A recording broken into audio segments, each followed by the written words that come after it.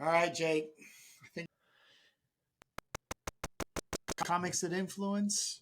Wow, we're really And growing up.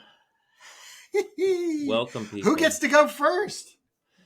Oh, I don't know. I think maybe I go first this week. But yeah, Do welcome, it. people. We are Kurt and Jake. I'm Jake. That's Kurt.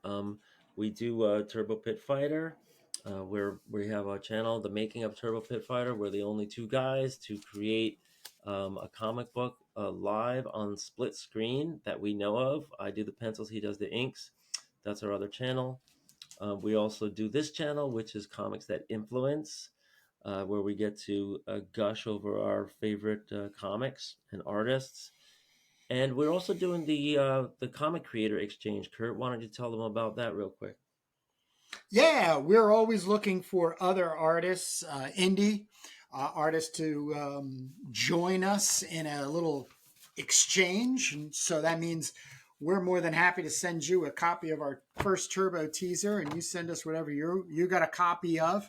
And then we set up a time to meet here on the podcast, and we talk indie comics, everything from making comics to how do you get an audience in these here crazy days of social media and YouTube, and then the future comics. So And we yeah, definitely and want we to build a community. build a community. We review each other's work, and just kind of make those connections. So this week, I see that Kurt has a classic issue of Vampirella, Number and 9.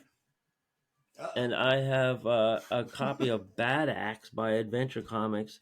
This was part of my haul at the Mid Hudson Comic Con in Poughkeepsie. That was 2 weeks ago or 3 weeks ago, and I haven't even cracked the cover yet, so I don't know if I mean this cover looks great. It's done by a guy named Faust in 1989. I don't know if the inside's good or bad. I have heard of Adventure Comics, Yeah, so that's an indie company. But are you guys ready to jump in or what? yeah. You go first. Okay, so this is a nice, it looks like a painted cover. Yeah. And I was attracted by this warrior with this huge blade, and I love the name BADAXE. It's a play on badass. Mm-hmm. And this is a pretty cool logo. The colors. This is number 3, so I What? guess we're jumping in late here, and let's take a look. I got my fingers crossed, hoping that this is gonna be good. I have no idea. By the way, this is a very thick cover stock here, so this is great to preserve the comic over time. Mm. And I need to set my. There we go. I'm setting my settings at full screen here, so I might need to kick this over. Excuse me for a second. Sorry about the wiggle. All right, now we're pretty much framed up here, and we can see that this is written by Paul O'Connor and penciled by a guy by the name of Kent Burles, Burles. Um, I am on Instagram right now, and I'm on the page of Kent Burles. If anybody wants to give him Oh. a follow, it looks like he was in comics for a while, and then he jumped out into gaming and commercial art. He's a Toronto-based artist, and he's been doing art in the role-playing game industry. It says I have a particular bent for horror and fantasy, but as you can see from the work in my galleries, I can work in many different styles. And he says I'm also a teacher. I'm a What? coordinator and We're gonna instructor have to at get him to Max the come Mutt on. School of Animation Art and Design in Toronto. I teach layout and page design, inking, perspective, and comic book history in the sequential arts program. So if ever there was a guy we need to reach out to, it's Kent Burles. Um, I'm his on it. art, his art from 1989 looks pretty nice. I'm not too familiar with who was running Adventure Comics back then, but it looks like editor in chief was Chris Ulm, and Dave Ulbrich was the publisher. I don't know if that's Ulbrich or Ulbrich. And here I see, a horse right on page 1. So those are always hard to draw. The gray tones here are jumping out.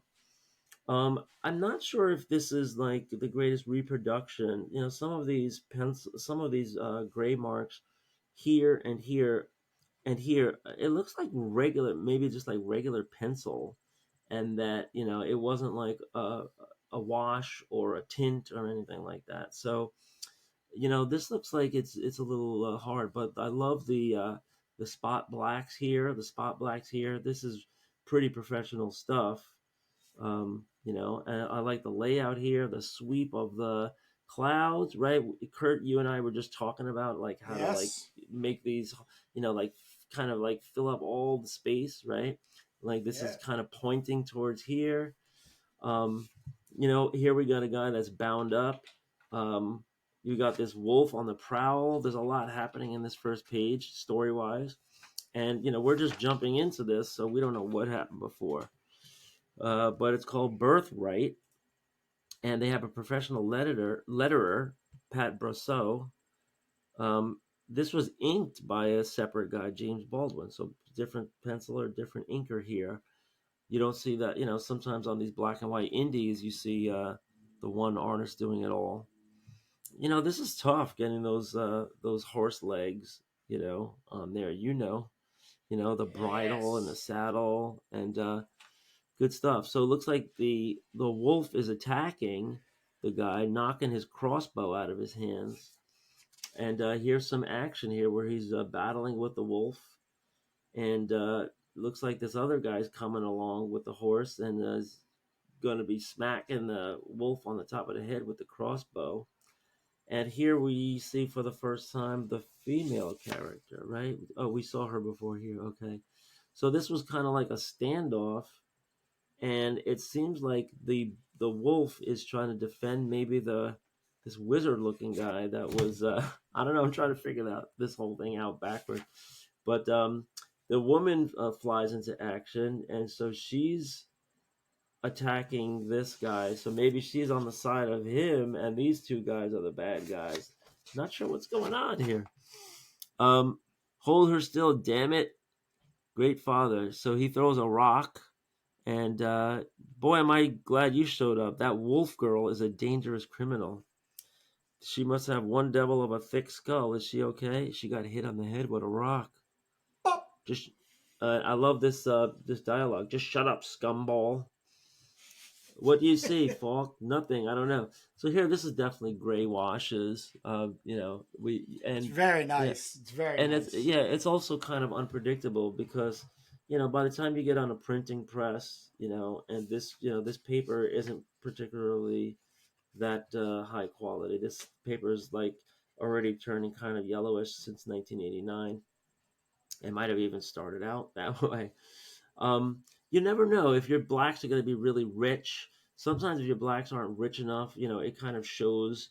The edges where you colored up to, and then you have like a lighter black and a darker black, and you can kind of see all that kind of stuff. But the storytelling here is pretty good. It's like you're getting into different panel sizes here. You have like some directional, pointing. He's definitely leading the eye. I like the traditional kind of shiny hair on the female that brings in the black and white dynamic. I think we're going to get into a little hocus pocus here. We're kind of like zooming in here when this wolf lady is asleep, but sleeps and dreams in this strange land. Dream and reality become the same. So she's gonna take off into this apparition, and this is gonna make the guys on the ground sweaty. She's gonna do the Kirby hands, and some Kirby dots here. And this guy's like getting into a defensive posture. Chicken Hawk looks at Tanri's soul and sees only compassion. It is Tanri's power to heal. The lust cannot hurt her. In the morning, Chicken Hawk is gone. Interesting name for a character. Yeah. This guy's coming too. What are we gonna do with the old man? And it looks like the wolf girl is taking off. They say, "Hey, hold it, wolf girl." No, look at her eyes. She doesn't even know we're there. There's no harm in letting her go. She's in some kind of trance. And then, boy, talk about Kirby Whoa. influence. Wow. You know, That is guys, this is what fantastic. Kirby has done to Ooh, comic books. He is, you know, he's made it so that everybody wants to do a great splash panel with some, really intricate decorated. This is just a great page right that is here, from the top to the bottom. magnificent. The sky Magnificent. with the rain and the lightning and the fire, the moat of fire, and the adventurers are just coming upon this and giving. Oh my god! So it looks like to backtrack a little. Sorry, that took my breath away. Um, to backtrack a little here, I like the foreground elements, right, that are framing the silhouettes. You're getting in a little bit of the story here, so you can explain things. The very energy of this place eats at Dexter's skin and eyes. It is not unlike the feelings left in the wake of BADAXE's visitation to his tent in Black Post. So apparently, BADAXE is a guy, because they say BADAXE's visitation to his tent in Black Post, or is Move that the comic Dexter? That up. I'm not sure if they're referring to Dexter or I BADAXE. don't know either. I never read it. Some interesting shapes here. Like I was gonna say, what is this, like grapes or something? But this looks like, weird growths, right? Kind of like bulbous growths here. Alien So Planet. yeah, so we're on some kind of world here. I really wish I would have gotten number one first here. This is what happens when you're jumping in. Here I love the black, the on the edge here, right? To Yeah, kind of yeah. like not only give it We've been some talking balance, but about that a lot on Turbo yeah, and my Crom project. So yeah, but it doesn't go to the edge, right? So there's like edge lit highlights, then there's like this black, and then there's this white. So it's like balance, but it's also only just framing here. Great panels here. He's going for his sword. This is all you need to see is this little close up, right? Then there's this battle starting here between these two guys. Falconhorst is mad. He cannot allow his friend to destroy the woman he abruptly decided he loves. So this woman has enchanted this guy. And, I really love all this stuff, but some places where this pencil shading comes in, or maybe this is charcoal or something, it looks rough. This might, I'm sure the original art looks a lot better than the printed page here, but you see how sometimes you get these smooth gray washes and tones. Maybe the safe thing to do is to keep it on the light side, but we saw it in the wolf and we saw it here. It doesn't translate as artfully. um so yeah, I'm really into the story here. It looks like this wizard guy's kid, or I keep calling him a wizard. I don't know who he is, but he's going into be engulfed in these flames, and he's out of his senses, making a rush for the castle doors here. He's pounding at the doors, and his flesh is melting away. So great is the artillerist's soul that his body hardly seems to know when to quit. But in the end, he's only flesh and blood.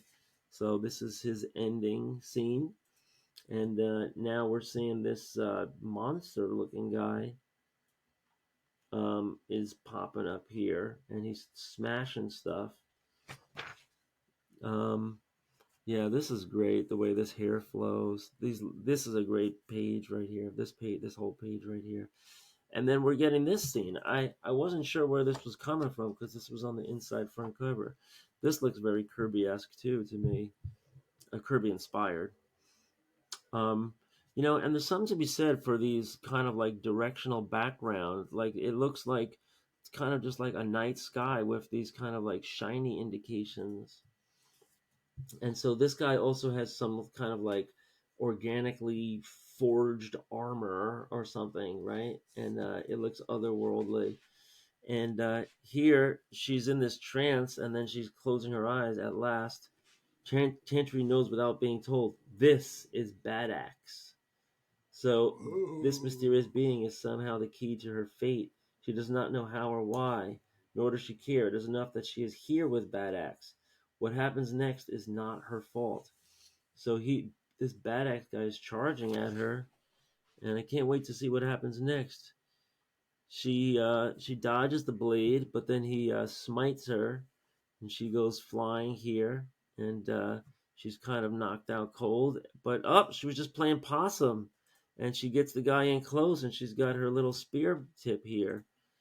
She will never surrender, no matter how slim her chance of victory is. Your spirit Wow. is fire. I can see it. I could almost be proud of you, he says. He's fighting back here. This is a battle scene here. I could almost be proud of you if I didn't have to kill you. And he's got this real gruff voice. You can I tell by the way the word I balloons love are that. Yeah, double I love outlined. that a lot. I love it. Love it. Look at this splash. Bajoom. I That really is. wish she was the BADAXE. Is he the BADAXE? I don't know, but I'm gonna get all 3 issues. Wow, this was an opportunity. I got him in sights right now. So, Oh yeah. oh yeah, Uh-oh. I am floored by this. Well, when are you This going to is put this amazing. online? Because you're going to eliminate the comics that influence effect. What do you mean?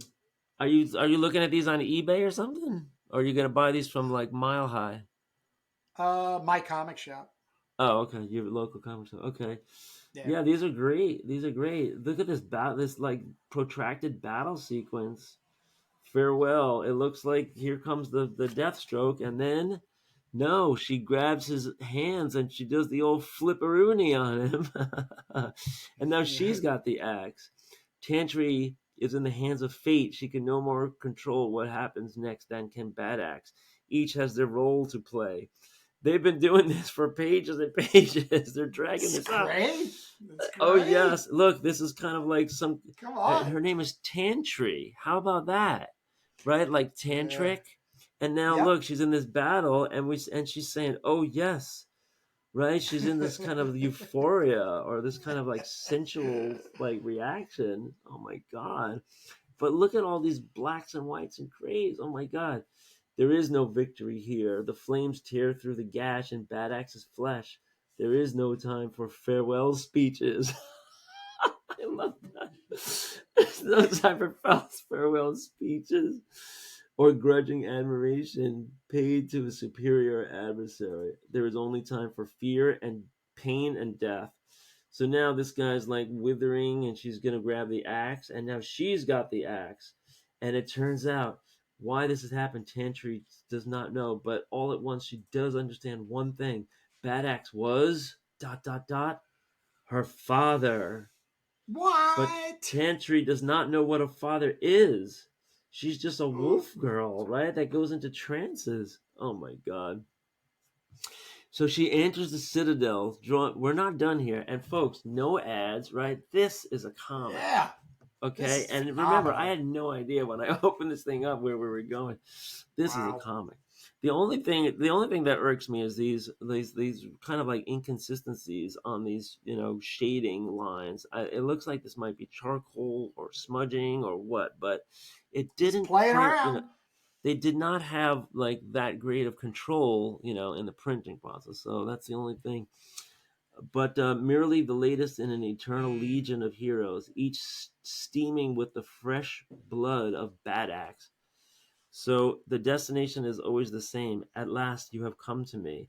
This lady is in chains here, and she looks kind of like harsh, right? Yeah. Her Tanry knows this is a goddess, her mother. She discovers other things as well. A young goddess imprisoned in a citadel of fire. A brave young hero facing the horrors of the god plane to save her. Then seized by a dark she prepares to free the goddess, then seized by a dark compulsion, takes her as his slave instead. Oh, so this is like the origin of taking her slave. And then squirted out a couple of babies here. In time, the goddess bears BADAXE a litter of sons. Hey Jake, before Wow. you turn the page, don't. Oh, wait a Uh second. oh. Go What's back. that? Go back. What? Well, I was just gonna say, let's uh let's leave it at that because this is something we need to get a hold of the writer and the Well, we need artist. the other. We need the other copies. We got to find Yeah, out how yeah, many. yeah. But let's not spoil it. And Yeah. because Well, I it's mean, only. Well, we're up to page 23. We only actually. I think I want to plow through because we only have three more pages. One, two, three. yeah, but I think it'd be interesting just to Well, I'd like to get leave it this on a guy clip. out. I'd like to see if we can grab this guy and get him on. But Well, there's two of I them. There's think a we only have. writer. I think we only have 3 pages left, so we may as well just I'll just power through here. All right. As you can see, this is just, chock full of story. This is a rich comic. I love this comic, and Yeah. it's got the Jack Kirby feel. It's got that indie feel. Look at this. It ends on a splash, and true to my prediction, she does become BADAXE. Da, See da, that? da, da. So this is kind of like she meets her father, she meets her mother. She looks like kind of like a wild wolf girl here. This is a great comic, man. Wow, I love this. I love this. So maybe we could try to track this guy down. I hope that he would play ball with us and come on our show. Yeah, And it's kind of a shame because a lot of people that were in the indie market, they're embarrassed of this work, and oh no, this is great and stuff. it's such a shame because we love talking process, but more importantly, the art educator part is really Hmm. what's important, and you being able to look back on your work and learn from it is a real specific point in growth as an artist, no matter where you're at, comics or fine arts painter and stuff like that. I unfortunately don't carry the sense of embarrassment towards my own work. I just enjoy improving upon it. As I'm doing with the Crom once again, a third printing on that. But with um, that being said, let me jump over to mine because we Yeah, want to well, keep just these to close quite out, simple. this Yep, was the third and final issue of yeah, Bad Axe. So, yep, yep. and Bad Axe was probably uh, the vehicle of the writer as opposed to the artist. So, um, I think what more information is needed from both the writer and the artist, and we'll try to dig a little deeper next time. Right, right. So Yeah. now it's Thank you. Kurt's turn. Go ahead. All right, yeah. Well, this is Vampirella number 9. This is 1970. So we have gone over and over. This is a Jeffrey Jones right here with a story by Nicola Cudi.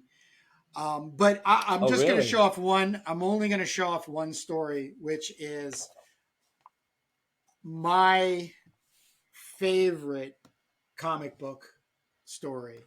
Now, You're the so absolute. I know is, and I might have said that a couple times, but this They're is all my favorite. it's tough sometimes, but this is why. So, so many people chase Jack Kirby as the king of comics, and rightfully so. But stylistically, I have always fallen into the Wally Wood camp.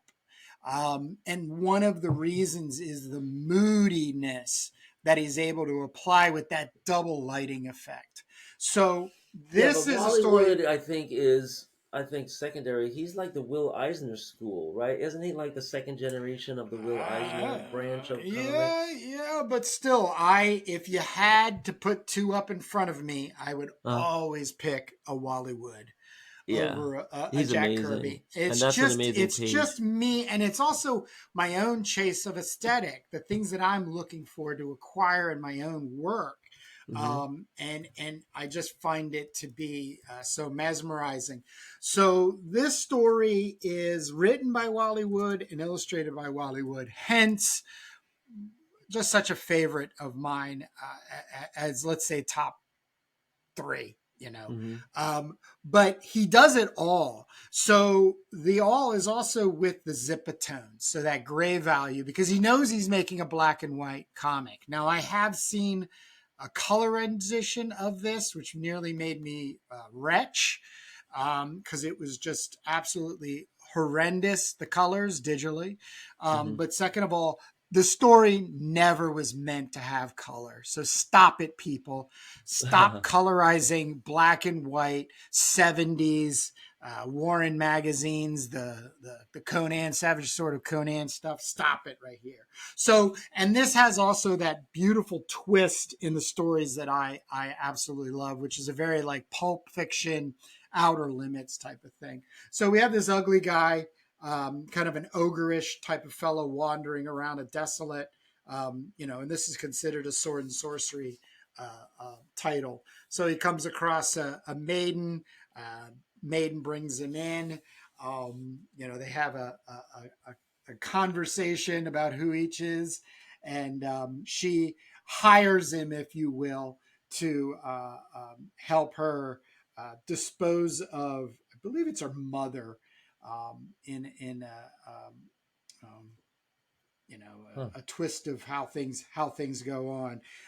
So they go off, and this there's a whole sorcery fighting. So it's just great, like Dungeons and Dragons type stuff. So there's all these things where she keeps trying to convince him that everything he's seeing and experiencing is an illusion. But of course, even to this this ogreish kind of character, there it's still frightening, but she keeps pushing him on and on, past the skeleton soldiers who are on him, and then we have to go down into the tunnel, and Look at then those you get all the shadows.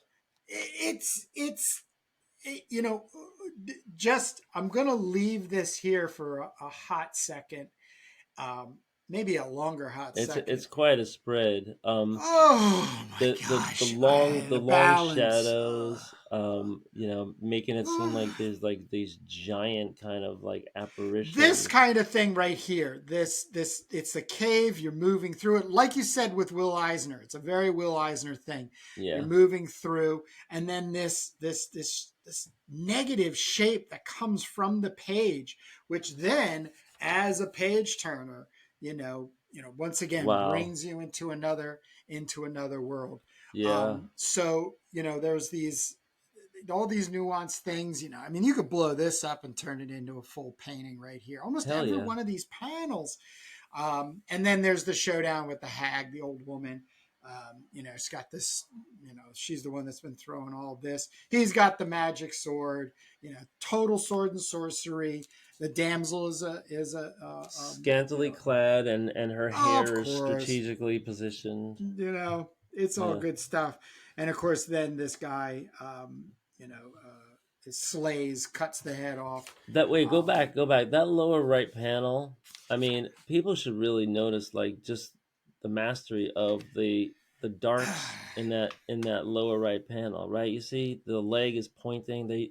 They're not only using the composition and the positioning of the the gesture poses, but look how that extra black shading kind of creates it leads the eye, and then you have the dark framing around it, and then you have the light around it. Oh my, it's just like uh, you know the edge lighting. I mean, people should study this because it's like yeah. you got the Oh, I muscles, the do. anatomy, the edge lighting, the direction, the composition, is everything's working all together, and it's just so creative, imaginative. It just takes you away, and this So is when we say comics that influence, yeah. really what I'm saying from my side of the camera, in the space that you and I are working on, Jake, this is a comic, and the reason it's one of my favorites in that top three favorites, and I have a stack of them, but this is number one or two that I head to.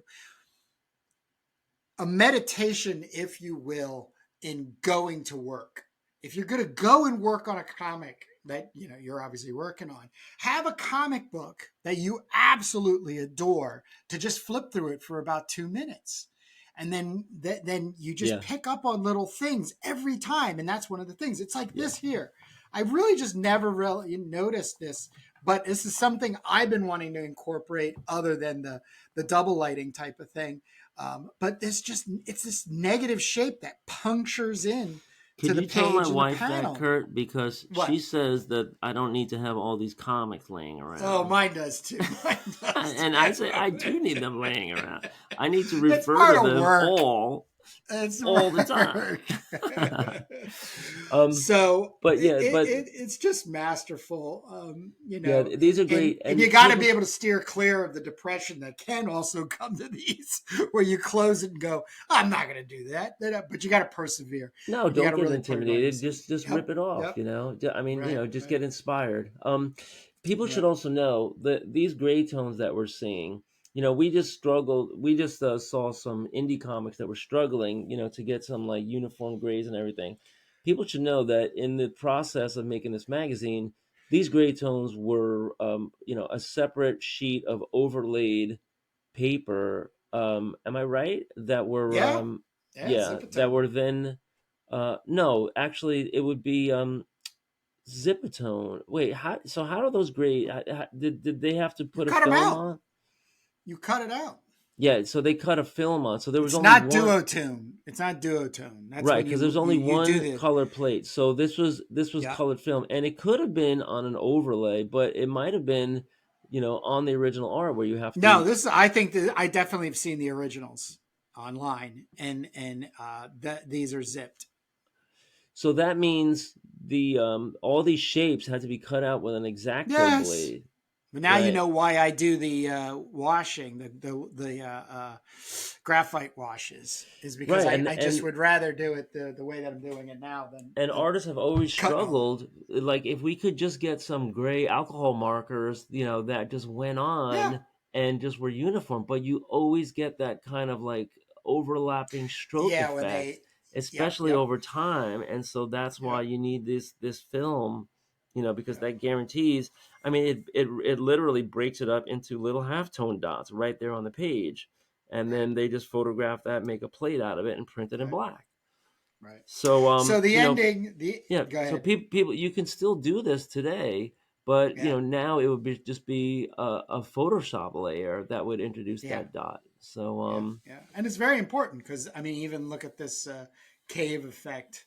To just keep you yeah, coming back, just that's great. keeps you coming back. Swipe of the arm, slack, arm Hmm. jumps back in, black hole to walk. Head keeps you block, moving, and then you get to the last page. Great, I love that kind of stuff.